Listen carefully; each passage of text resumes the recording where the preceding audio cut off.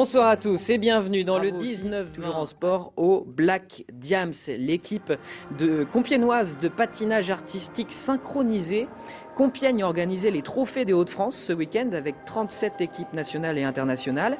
Et les jeunes patineuses locales ont battu leur record de points, 105 contre 93 auparavant.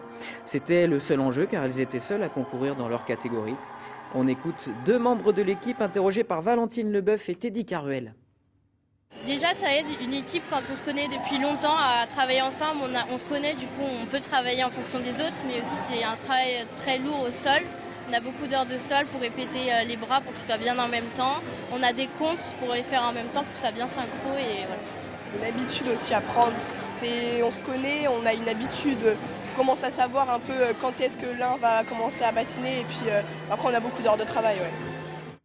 Encore bravo à elle et bon vent. Refermons maintenant cette page.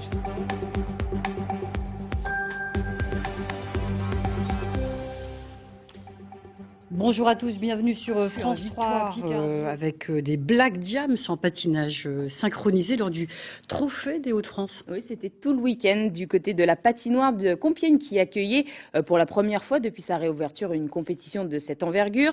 L'équipe phare du club compiègnois a réalisé une belle performance malgré les difficultés rencontrées pour s'entraîner ces dernières années.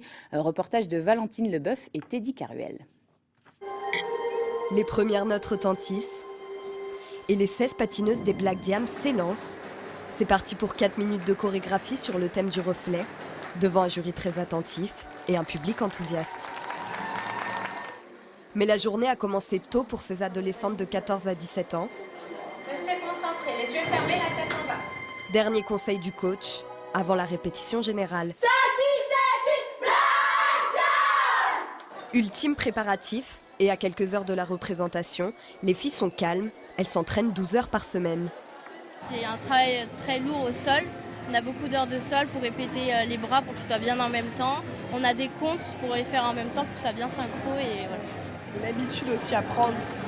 On se connaît, on a une habitude, on commence à savoir un peu quand est-ce que l'un va commencer à patiner et puis après on a beaucoup d'heures de travail. Ouais.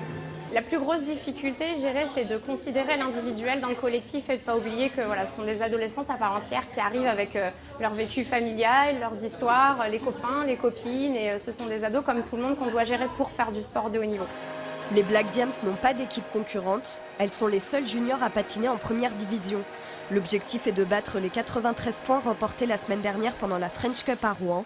Une tâche difficile, puisque la patinoire de Compiègne a été longuement fermée pour travaux. On a un retard dans la mesure où pendant 3 ans, on n'a pas pu, s'entraîner normalement. On a une perte forcément d'entraînement de base, de foncier, etc. qu'il nous faut. Mais le défi a été relevé, évalué principalement sur la synchronisation et l'interprétation. Les Black Diams ont cumulé un total de 105 points et n'ont pas caché leur joie. Allez, on reste sur la glace pour le dossier de la semaine, Émilie. Oui.